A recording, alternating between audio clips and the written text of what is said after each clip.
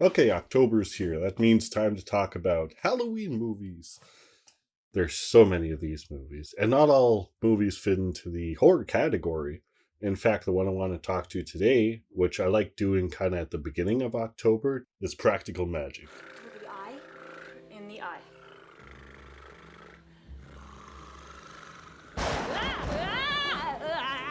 So there are two main reasons why I wanted to make this review for this film for Halloween. One, this. Actually, that's not too bad, really. Oh my god, 22%. It's not the best film. It is not a 22% film. And reason number two, it's actually a Halloween film. A lot of people don't seem to see it as one, and it's never really been regarded as one. Never see it on lists for Halloween movies to watch in October. So I'm going to add it to my list, and I'm going to explain why during the course of this video. Practical Magic is a Halloween film. And one of the best Halloween films to start the month off with. If you don't want to go with the hard horror, ultra scary movies, or the long-running franchise horror flicks, this is a great one to start off with that, you know, it's a little too early for Halloween, but not too early to get into the spirit. Practical Magic is a 1998 romantic comedy fantasy paranormal film that stars Sandra Bullock, Nicole Kidman, Stockard Channing, Dianne West, and some up-and-coming actresses. You might recognize Camille Belle or her. That's Evan Rachel Wood. The film is based on a novel of the same name by Alice Hoffman. Practical Magic tells the story of two sisters, Jillian and Sally. Jillian is played by Nicole Kidman and Sally is played by Sandra Bullock, or at least when they're older. As young children, their parents are unfortunately killed due to a supposed family curse that runs all the way back to the 1600s, where their ancestor was supposedly a witch during the Salem witch trial era. She managed to evade capture, and while waiting for her long-lost love to return, she was left heartbroken and alone. She's cast a spell on herself to prevent her from ever falling in love again. Unfortunately, this festering wound just echoed throughout her family for generations and turned into a curse. So the men who the women of the Owens family fall in love with always end up tragically dying, which is what happened to Sally and Jillian's parents. So the two sisters go to live with their aunts, who do a great job with this role. They are probably my favorite part of the movie, especially the part where they get drunk at midnight.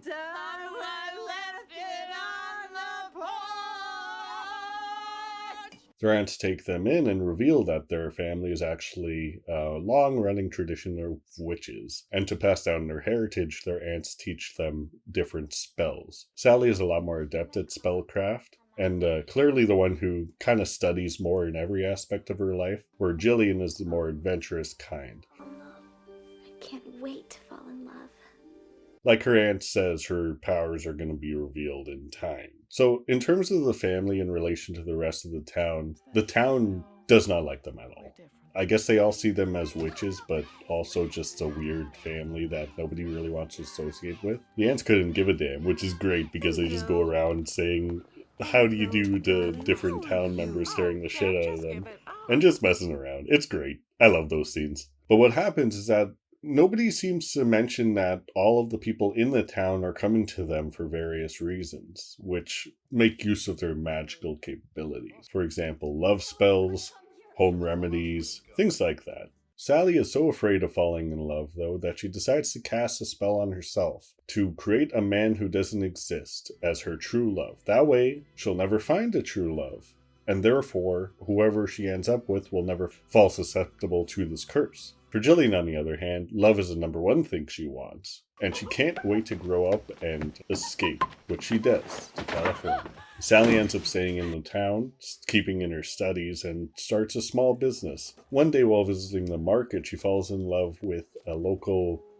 apple delivery boy. They never really explain what his job is. Maybe he owns the grocery store, but it kind of looks like he just works there doing, like, manual labor. Alright, love is love, whatever. The aunts see this, and instead of having Sally cooped up at their place all day, they decide to kind of help her along by casting a spell on the two of them and bringing them together. The years go by, and Sally has two children of her own. Meanwhile, Jillian is down in Florida where she meets Jimmy Angelo. Jimmy Angelo. Jimmy Angelo. Oh, by the way, they also have this recurring thing where the two sisters who are always born to the Owens family, there's always one sister with red hair and one sister with dark hair. Unfortunately, one day, the cricket omen that calls to this women of the Owens family to let them know something tragic's about to happen calls on Sally, and unfortunately, the worst happens. Sally confronts her aunts, who reveal to her that they did cast the spell, and she finds them almost unforgivable while swearing off magic forever. Because of her grieving period, she moves her and her two children back in with her aunts, because I guess they couldn't afford a home without the apple delivery boy's salary? Jillian and Sally share a special bond, which allows them to kind of communicate to each other long distance, or at least sense when the other's in pain. Because of this, Jillian senses the pain that Sally's in, and she returns home. This part of the movie is great because it's just these two sisters getting into trouble around the town. There's this whole thing with the school and this phone call list. Jillian ends up rigging it somehow so that Sally is at the top of the list, which nobody wants, because nobody wants to even be associated with these people, but they don't give a F. It's so funny. They're just like the ants, but younger. But unfortunately, Jillian's problems end up trailing her down, and she's taken hostage by an aggressive boyfriend. He'd kidnapped Sally as well, and gets her to drive the two of them to God knows where for God knows what. The two sisters manage to escape, and unfortunately, Jimmy Angelo is killed in the process. While the two elder aunts are away, the two sisters decide to try and resurrect Jimmy. But things don't go as they planned, and it doesn't really end up going through. But now they gotta hide the body. So they bury him in the yard. And that seems to be that for the rest of the story. It's not. For a while things seem to be okay, but then a lawman tracks down Jillian while looking for Jimmy, who's wanted in the state of Arizona for a supposed murder. So I guess he wasn't really a good guy anyway, at least. So this is kind of where the romance aspect comes into play, but it still stays paranormal. And I won't go too further into the plot. That's basically the setup for Act 1. So while this whole supernatural plot's coming together where they're trying to find acceptance within the town, there's also this murder thriller that's going on at the same time. And at the same time, Sally is also kind of falling in love with the cop, who's played by Aidan Quinn. You might remember him from Benny and June. I don't really remember if he's in anything else. I think he was just in those two movies, maybe one more in the 90s, and then disappeared forever. But he's in this. The aunts end up discovering what the sisters have done, and the spells that they tried to do to remedy this, which obviously did not work, and they decide to leave them to take care of their own mess. This is kind of one thing I also really like about this movie. All of the characters are independent. They're kind of codependent on each other, each set of sisters, but at the same time, they're not reliant on anybody external to the family. There's no savior here. It's just them trying to figure out their own problems, and they're smart people as well. There's a lot of scenes where they're going through their thought processes and thinking up a way to kind of figure out their problems. For a movie that's kind of based off a romance novel, it's not a stupid movie. It's intelligent. It has production value. It's not a disappointment in any way. I suppose if you're not looking for something romantic, then it's not for you.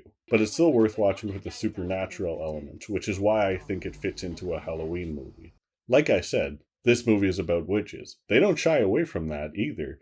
There's plenty of times where they show them casting spells.